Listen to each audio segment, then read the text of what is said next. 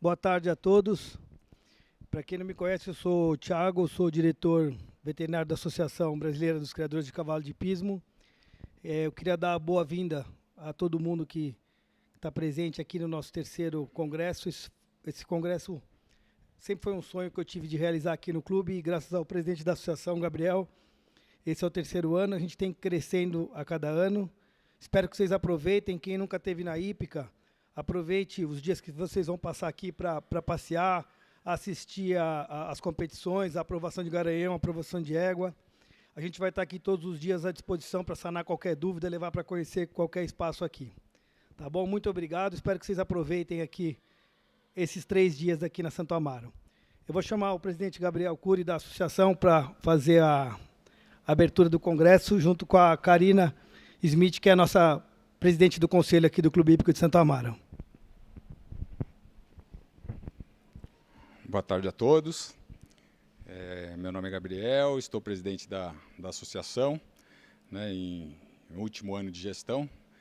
E queria agradecer a presença de vocês aqui hoje, desse projeto que a gente começou há 3 anos atrás, com o maior carinho aqui, capitaneado aí pelo Thiago e a Sofia. Né? E, então, a gente queria deixar esse legado aí para as próximas gestões, para os próximos anos, porque tem sido bem bacana e bem importante as informações que o conhecimento que a gente troca, que a gente aprende durante o evento todo. Tá? Reforço o convite do Thiago, né? Ao longo desses dias, a gente está na semana do Festival do Cavalo Brasileiro de Hipismo até domingo.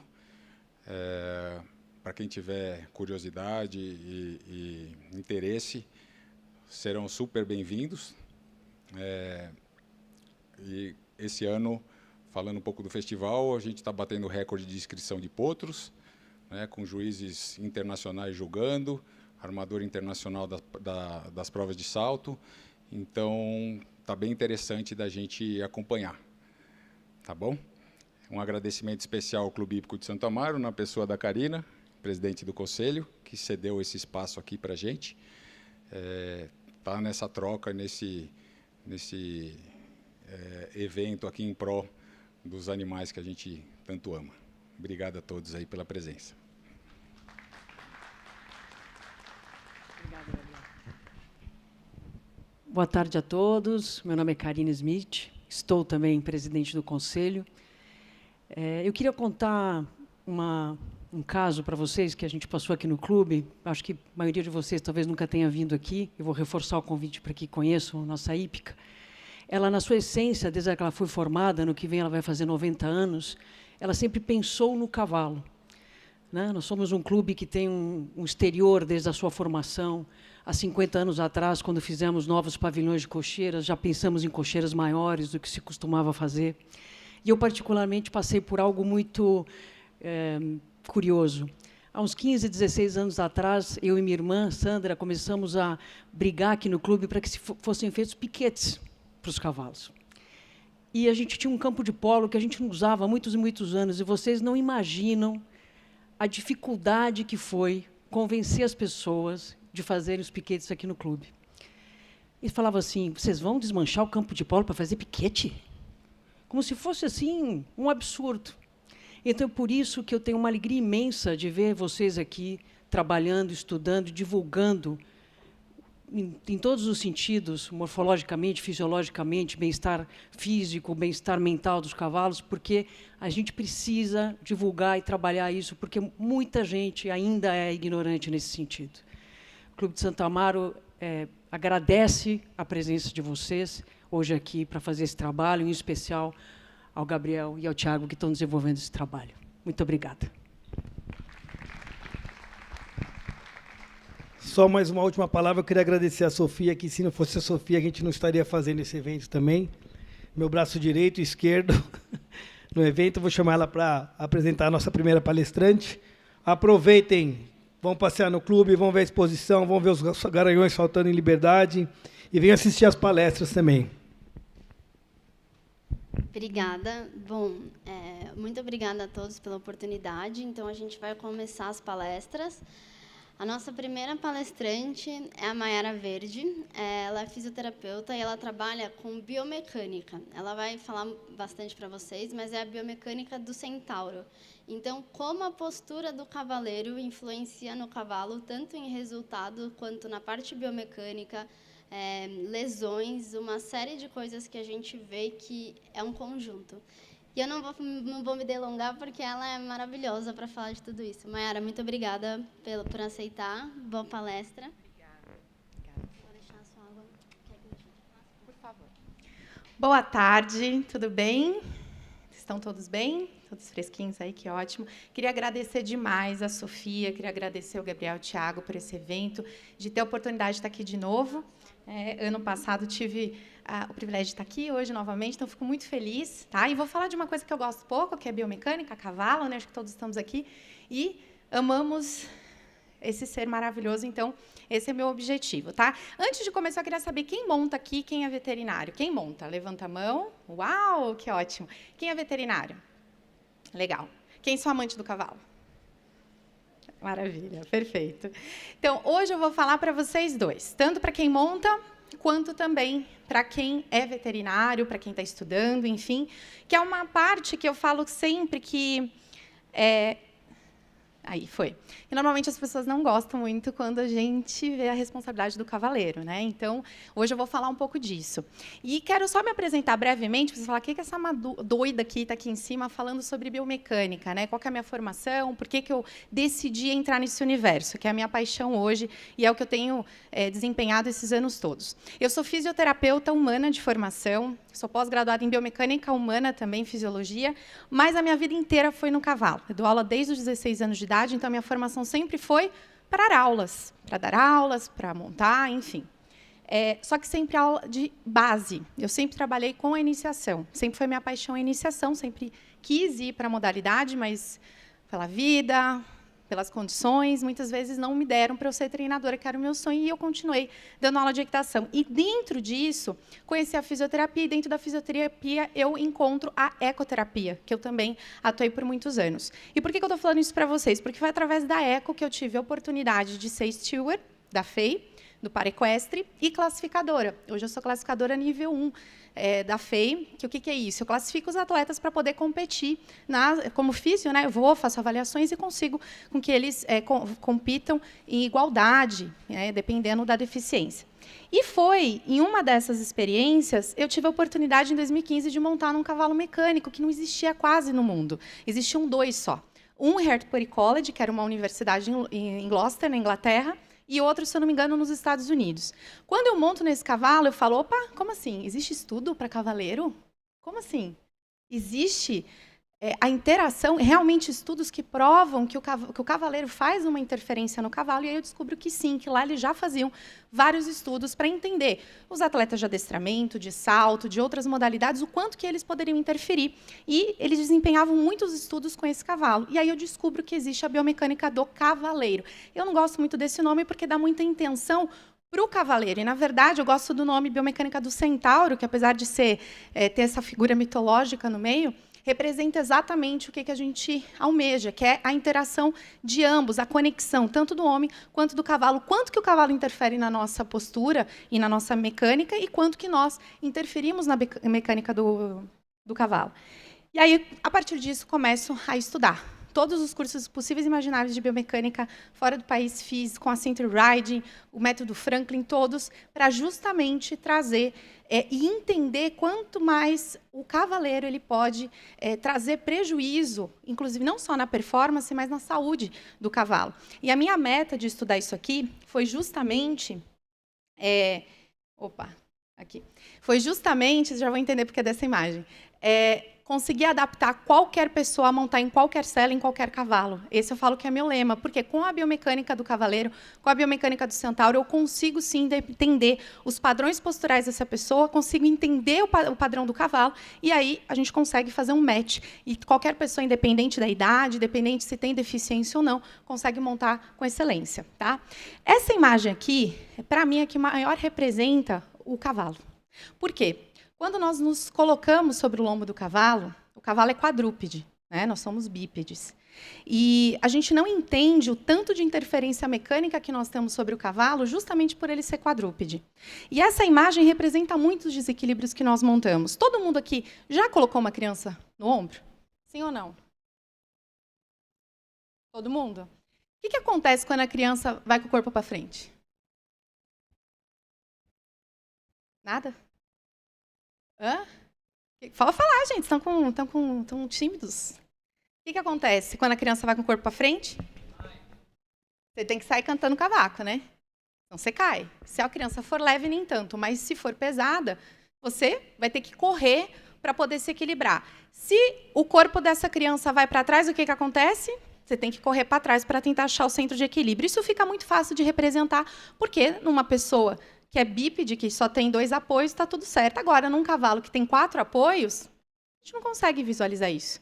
Ou consegue. Só que exatamente do mesmo jeito que a gente se desequilibra quando está sobre o cavalo, ou sobre a pessoa, né, no ombro, a mesma coisa acontece no cavalo. Tá? E aí que é o grande ponto. Só que, muitas vezes, não é visível. A gente não consegue sentir ou presenciar tão claro quanto uma pessoa. Quando a gente fala de biomecânica do centauro, eu quero que vocês entendam que esse nome ele é feio, eu acho horrível, porque bio é vida e mecânica são todas as leis aplicadas, né, todas as leis da física aplicadas num corpo, seja o cavalo, seja o humano, seja qualquer outro animal. Tá? Mas ela é muito importante, por quê? Porque quanto mais você entende como que o cavalo funciona, e principalmente como o nosso corpo funciona em relação ao cavalo, mais a gente consegue formar uma conexão. E, principalmente, não interferir tanto na mecânica do cavalo, que é o objetivo de qualquer cavaleiro em Amazônia, não é? A gente quer que o cavalo performe cada vez melhor. E, para que ele performe cada vez melhor, eu preciso que essa mecânica do meu corpo favoreça e não prejudique. E... Parou. Passa para mim. Aí. Parece ser óbvio, mas esse termo aqui no Brasil ele é muito complicado. Quando eu falo de equitação, as pessoas elas vêm à mente a modalidade, seja ela qual que a pessoa tenha clara, tenha já feito na vida, seja salto, seja três tambores, seja o que for. As pessoas, quando você fala de equitação, elas lembram que é a parte relacionada à modalidade. E, na verdade, não. A equitação é a arte de montar a cavalo. É justamente o nosso beabá. Independente da modalidade que nós sigamos, todo cavalo precisa sair na mão correta, todo cavalo precisa parar, todo cavalo tem que estar equilibrado e engajado. Independente se eu faço western, se eu faço clássico, se eu salto, se eu faço dressagem, não importa. A partir do momento que tem um cavaleiro sobre o cavalo, eu preciso ter uma equitação muito clara. E, justamente, a equitação ela contempla essa comunhão de duas biomecânicas trabalhando em efetividade. Então, esse é outro ponto que eu queria deixar claro. Mudou. Agora, sim, falando em relação... Eu quero muito trazer a perspectiva do cavalo, mas eu vou trazer também a humana, e se vocês tiverem dúvida em relação à parte humana, eu também quero exemplificar bastante para vocês, mas eu vou trazer muitas relações no que nós podemos comprometer o equilíbrio do cavalo. Do pessoal que já conhece de biomecânica do cavalo, o que vocês acham que a gente interfere? O que nós interferimos na biomecânica do cavalo? Qual que é o natural dele? Quais são os desequilíbrios naturais? Ninguém chuta? Não? Como que o cavalo fica na natureza? Que é normal para ele estar desse jeito? Em relação aos desequilíbrios? Não? Então, vamos lá. O primeiro desequilíbrio que o cavalo tem é o desequilíbrio que a gente chama de vertical. O que seria esse desequilíbrio vertical? O cavalo ele tem uma dominância na natureza igual a gente. Ele tem um desequilíbrio horizontal e o vertical. Esse desequilíbrio é o seguinte, um lado dele ele tem, entre aspas, mais força e o outro menos força. Seria mais ou menos quando você vai pegar um círculo você consegue virar muito bem e o outro lado o cavalo fica duro, né? Por que isso acontece? Porque o cavalo, como a gente, tem um lado dominante. E na natureza, ele vai ser destro, ou ele vai ser canhoto, ele vai se desenvolver naquilo. E aí, por isso que o treinador, o que ele tem que fazer? Trabalhar com os dois lados do cavalo, certo? Se ele não trabalha, o cavalo não fica equilibrado e, em consequência, ele não vai conseguir a melhor performance do cavalo. Muito bem. Outro ponto, você muda para mim, por favor? Outro ponto muito importante em relação ao outro desequilíbrio é o desequilíbrio horizontal, que esse é o mais comum. O cavalo ele pasta uma boa parte da vida dele e do dia.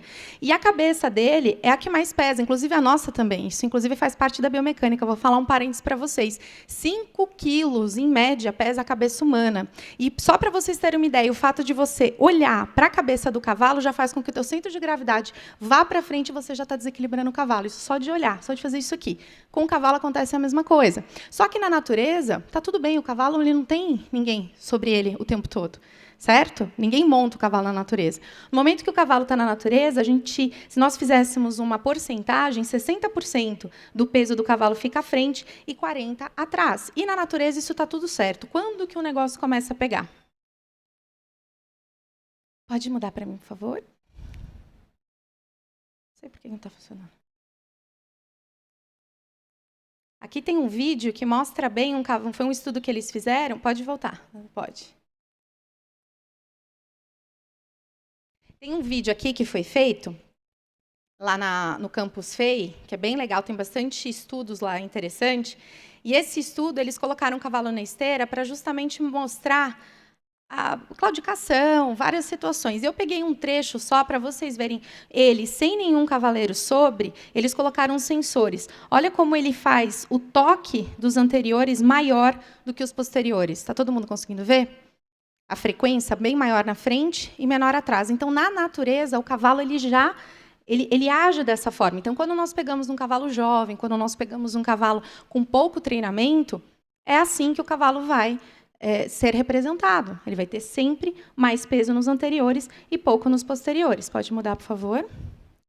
E aí, a primeira interferência que nós temos em relação ao cavalo é o peso. Tá? O nosso peso vai ser a primeira interferência que vai acontecer. E teve um estudo feito pelo capitão Sam Phil e o General Morris, que eles tentaram achar um coeficiente para tentar entender o quanto que o cavaleiro sobrecarrega o cavalo. Porque até agora eu falei para vocês, né? O cavalo, na natureza, ok, ele ter 60% na frente, 40% atrás, isso não vai prejudicar a vida dele, ele não vai ter nenhum problema locomotor, não vai ter nada. O problema é quando nós montamos. E eles tentaram entender e fizeram vários estudos para tentar levantar um dado e o quanto que o cavaleiro realmente ele pode interferir. O que eles entenderam? Se a gente pega um cavaleiro de mais ou menos 75 quilos e um cavalo de 450, em média, sem sobrecarga, tá? Ou seja, o cavaleiro extremamente alinhado e o cavalo engajado, que eu já vou falar sobre isso, ele tem um coeficiente de 1:9. Então, esse 1:9 seria o correto, o perfeito, onde o cavalo não teria sobrecarga, onde ele estaria praticamente equilibrado entre os anteriores e os posteriores. Tudo bem? Até aqui? Nenhuma dúvida? Então, beleza. O que eles fizeram? Só para vocês terem uma ideia, quando a gente fala de trote sentado, né, o cavaleiro sentado, sem o cavalo estar treinado, sem estar engajado, e o cavaleiro também desequilibrado, a gente tem uma proporção de 2/3 para 1/3, ou seja, 2/3 do peso do cavaleiro fica na frente do cavalo e 1/3. Por quê? Nós não ficamos no meio do cavalo, nós montamos em cima da costela do cavalo. Fica sempre um pouco mais próximo do centro de gravidade do cavalo, que é mais ou menos ali entre a parte de baixo da escápula, ali no meio da costela. Mas, mesmo assim, a gente não está no meio do cavalo. Então, com certeza, o grande peso acaba sendo nos posteriores. Tá? Quando o cavaleiro está em suspensão, nos estribos, a gente também tem uma sobrecarga grande, quando o cavaleiro não sabe fazer de forma adequada, quando ele está extremamente desequilibrado. Aqui a gente também vê o coeficiente de 1:7, ou seja, que eles fizeram o peso do cavalo em relação ao cavaleiro. Então, o cavalo ele suporta na frente cerca de 300 quilos, que seria 250 dele, né? Pensando no cavalo de 450, 250 do cavalo, 50 do cavaleiro, dá 300 na frente e 225 atrás, para vocês verem a grande sobrecarga que eles acabam sofrendo. E aqui eles mostraram em relação ao flexionamento, que é uma outra coisa que é muito mal interpretada, né? As pessoas elas confundem flexionamento de nuca com flexionamento de pescoço, que são coisas completamente diferentes. Elas acham que simplesmente o fato do cavalo estar com a frente baixa e relaxada faz com que o cavalo não tenha sobrecarga, e muito pelo contrário. Dependendo da forma que o cavalo for flexionado, se for uma flexão de pescoço, ele tem uma sobrecarga maior na frente do que, por exemplo, quando a gente vê um cavalo que ele está com uma elevação correta e uma flexão só de nuca. Tá? Então, aqui ele faz justamente essa análise, para ver, claro, a interferência do cavaleiro, mas também o tanto que a frente do cavalo estando bem colocada, com a flexão de nuca bem colocada, quanto isso faz com que todo o peso do anterior vá para o posterior, igual uma lancha. Eu sempre brinco com os meus alunos, a gente tem que imaginar sempre com o cavalo, ele tem que virar uma lancha. Por que uma lancha? O motor está no posterior, ele tem que elevar a frente e usar os posteriores. Então, essa visão que muitas vezes a gente tem de que o cavalo relaxado, o cavalo que está com a frente baixa, é bom até a página 2. Tem que analisar com calma e ver qual que é o objetivo. É o que eu falo, nada está errado se todo mundo tem um objetivo muito claro e certo. O problema é que, às vezes, as pessoas fazem as coisas porque o outro faz e não, elas não sabem o porquê estão fazendo. Tudo é lícito, mas é aquela coisa, nem tudo lhe convém. Né? Então, você tem que tomar muito cuidado em relação a isso. Para que você está jogando a cabeça do cavalo lá embaixo? É um momento de descontração? É um momento que você está trabalhando algum exercício específico? Ou você pensa que isso é um flexionamento? Então, tem que tomar muito cuidado nessas questões, porque isso pode gerar uma sobrecarga. Faz parte do processo? Faz, mas tem que estar muito claro para o treinador e para o cavaleiro também. Tá? Pode ir, por favor. E aí o engajamento, que é a grande chave. Eu falo que o grande objetivo do cavaleiro, do treinador, das pessoas que montam, é fazer isso aqui com o cavalo. O cavalo ele tem que virar um atleta de verdade para nos suportar. Porque o cavalo, como eu disse, na natureza, o dorso dele... Eu vou passar um vídeo agora do John Lyons, que é bem legal, vai mostrar isso para vocês. O cavalo, na natureza, ele tem uma coluna, um dorso, que não foi feito para nos sustentar. Isso causa sobrecarga. E como que eu faço para o cavalo nos sustentar de forma adequada? Eu trabalho a musculatura dele, eu faço com que trabalhe o core do cavalo. É como se fosse um pilates para o cavalo. A gente precisa de core para proteger a nossa coluna, o cavalo também precisa. E, por isso, o treinamento tem que ser muito bem efetuado. Tá?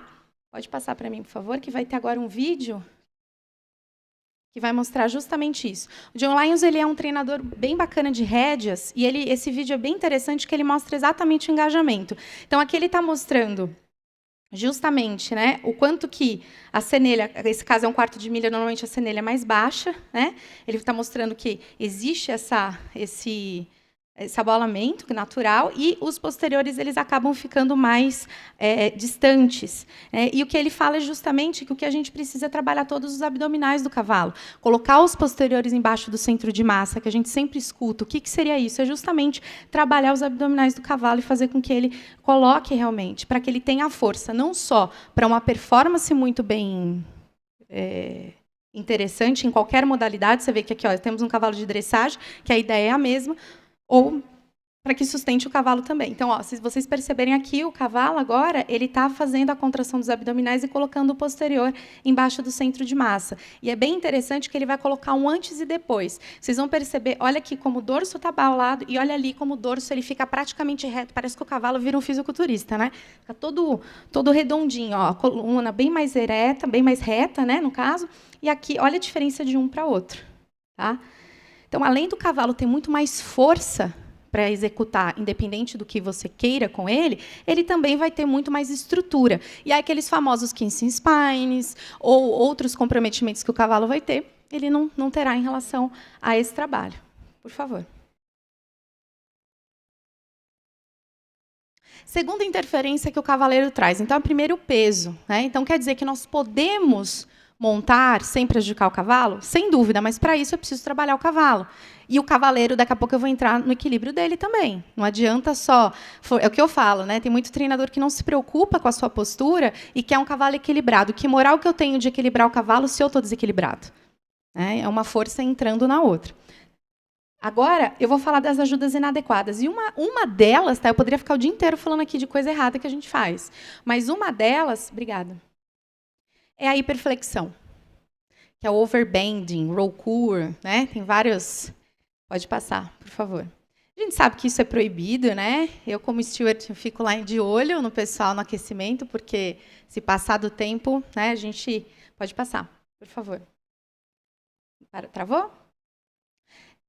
O overbending, né, que é a hiperflexão, ou o roll-cur, ou o overbending, roll-cur... Tem outro que agora esqueci.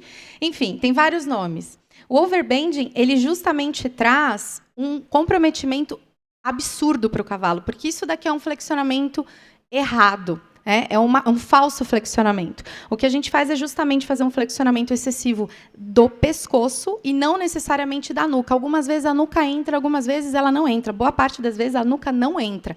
Tá? Que é o que a gente quer, um flexionamento de nuca, não de pescoço. E o que acontece? Principalmente os grandes ligamentos, como também ossos aqui, por exemplo, tem o osso hioide aqui, que ele é extremamente delicado, ele pode ser prejudicado nesse overbending, principalmente se a pessoa ficar muito tempo fazendo isso. E, além dessa questão, a gente tem um outro problema. A gente mexe. Tem vários estudos que falam que esse hiperflexionamento ele traz um problema, inclusive, de equilíbrio para o cavalo, porque mexe bastante com o aparelho vestibular do cavalo. E além de... Porque o cavalo não fica nessa postura, né, gente, na natureza. Então, imagina para ele ficar, às vezes, horas nesse momento. E, além de mexer na parte do equilíbrio do cavalo, eu também acabo comprometendo a visão do cavalo. Então, realmente é uma ajuda muito complicada. Pode passar, por favor? Aqui, pode passar? São os músculos que são comprometidos. Pode passar, por favor. São os músculos comprometidos, né? Esse músculo, por exemplo, ele é bem comprometido no overbending, quando é feito de forma inadequada, e é um músculo que, se ele mal trabalhado, é quando o cavalo pula com a gente, é normalmente esse músculo, que é um músculo que ele acaba ficando tenso. Se vocês perceberem, o cavalo ele é interligado da garupa até a boca. Então, tudo que a gente faz na boca interfere no cavalo e vice-versa. Eu vou pedir para você mudar, vou contar uma história bem rápida para vocês verem o quanto que isso influencia. Eu fiz um curso um tempo atrás com a Bitfitter. Eu nem sabia que existia isso. A Bitfitter, aqui no Brasil, ainda não tem, eu acho, né? Pode ser que tenha já surgido alguém. A Bitfitter é uma pessoa igual ao saddle fitting. Eles fazem embocadura de acordo com a boca do cavalo, perfeita, fantástica. E ela era holandesa. Ela é, na verdade, né? Porque não morreu ainda. Ela é holandesa. E aí, ela me falou, nesse dia do curso, ela falou assim, olha como a gente tem que olhar tudo no cavalo, e principalmente o cavaleiro.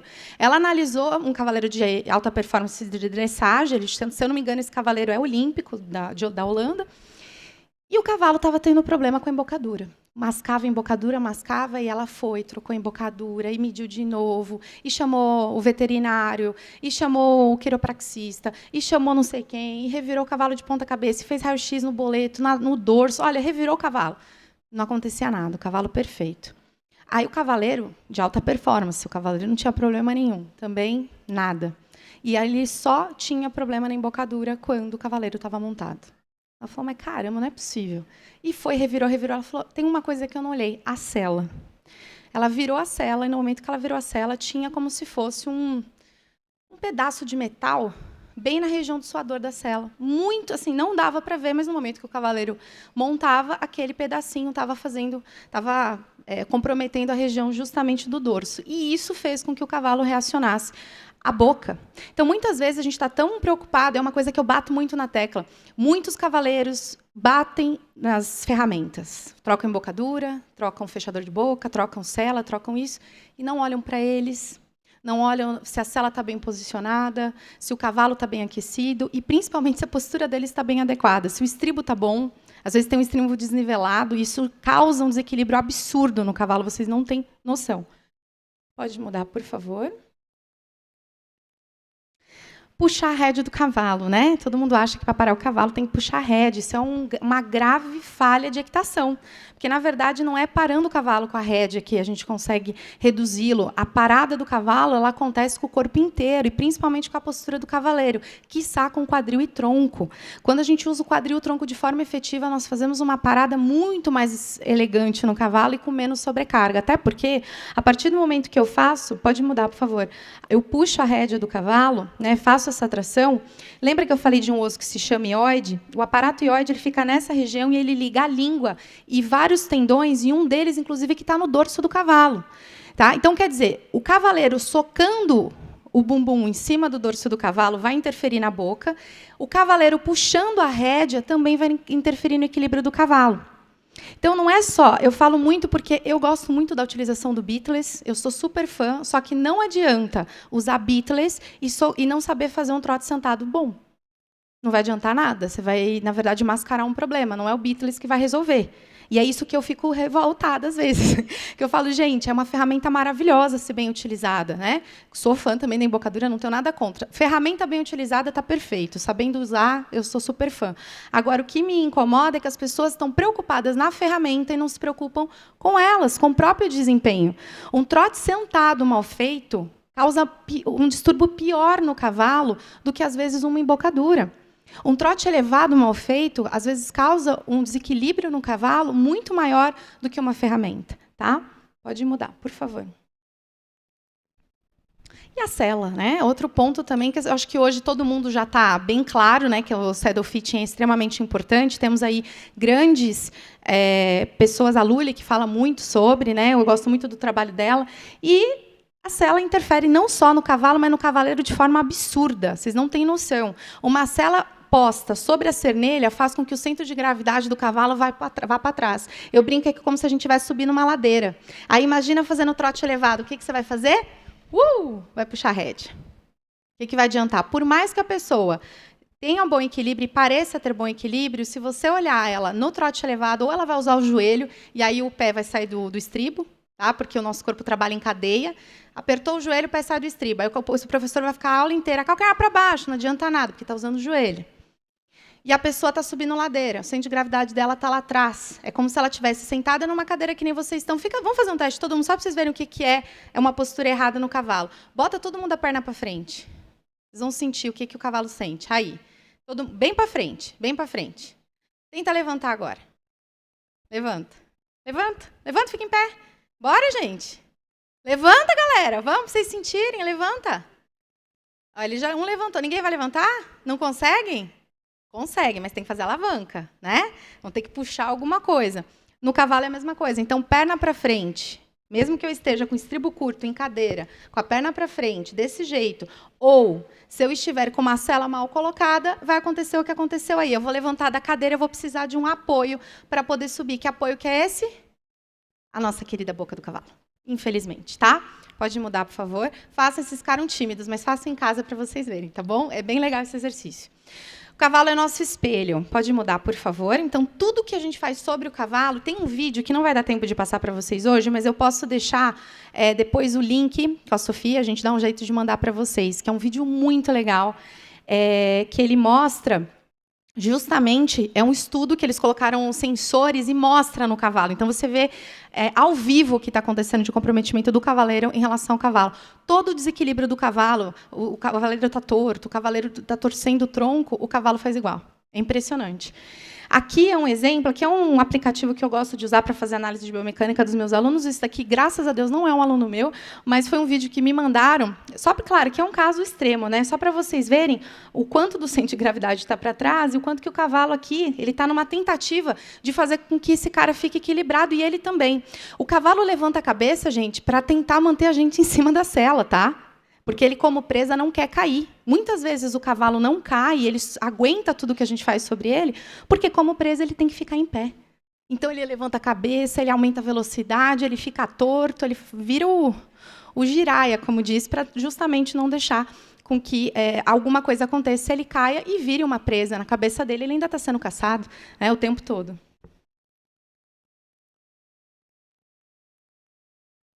Aqui é um outro caso, que é uma aluna minha, de rédeas, e perceba o lado, esse antes, ela bem torta, né, ela tem uma escoliose, ela não sabia que tinha, e ela não estava fazendo de propósito isso, não. Ela colocou um estribo menor do que o outro, achando que isso ia resolver a vida. Eu fico maluca quando fazem isso, que isso piora.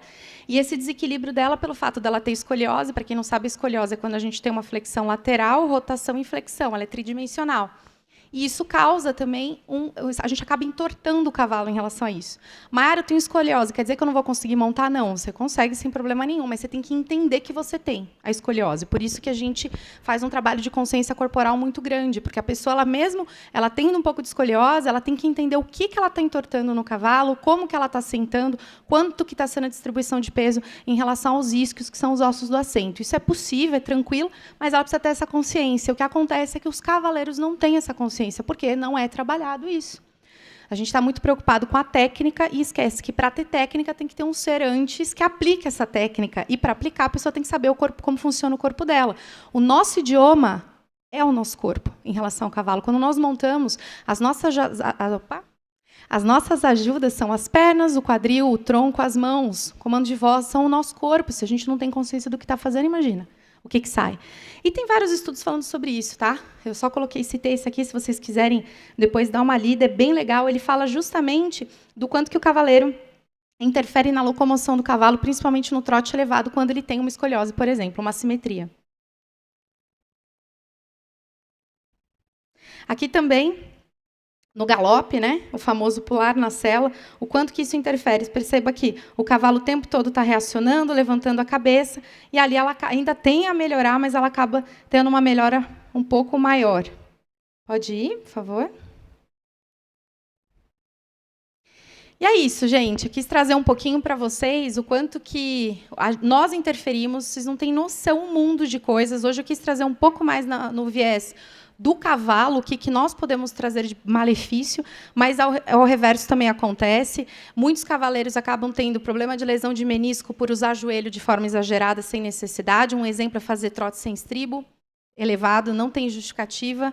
É uma polêmica, a gente deixa para o próximo congresso. Mas tem várias coisas, e aí eu posso falar como físio, porque aí meu lado físio entra também, né? Tanto o cavaleiro quanto o cavalo, a gente tem que priorizar sempre o bem-estar deles, tanto de um quanto do outro. São dois atletas trabalhando em conjunto. E são duas coisas que muitas vezes a gente não presta atenção. A gente é muito preocupado com os equipamentos, que é muito importante, temos que estar sempre preocupados. Somos preocupados com terapias, com tipos de treinamento, mas a gente esquece uma peça fundamental, que é o cavaleiro. Como que ele está desempenhando? Como que está o equilíbrio dele? Ele faz exercício para poder ter estabilidade articular, ele faz exercício para poder ter estabilidade core, ele entende o corpo dele, ele tem consciência corporal, ele sabe quando que ele está errando ou não. Eu vou dizer para vocês que boa parte dos alunos que eu tenho alunos que não sabem o que é um rabo de um cavalo, há alunos que fazem São Jorge do adestramento, pessoas de alta performance. Então, ambos não reconhecem o próprio corpo, porque isso não é trabalhado. E eu quero abrir esses olhos de vocês, tanto os veterinários terem essa visão de que uma probabilidade muito grande do cavalo estar tendo algum tipo de problema é o proprietário ou o atleta, e também para os instrutores, para os atletas, entenderem que eles fazem muito parte disso. Se eles não entenderem o corpo deles, se eles não entenderem como funciona, não adianta. A nossa comunicação não fica efetiva. Tá? Queria abrir para perguntas, se vocês têm alguma dúvida, alguma questão. Nada? Algum ponto na hora de montar que causa dor, dúvida? Não? Ficou claro? Então, tá bom. Aqui está o instituto, a gente trabalha com formação, pós-graduação, dá uma olhadinha lá. Tem também o meu Instagram, estou à disposição que vocês tiverem de dúvida, tá bom? Obrigada, gente.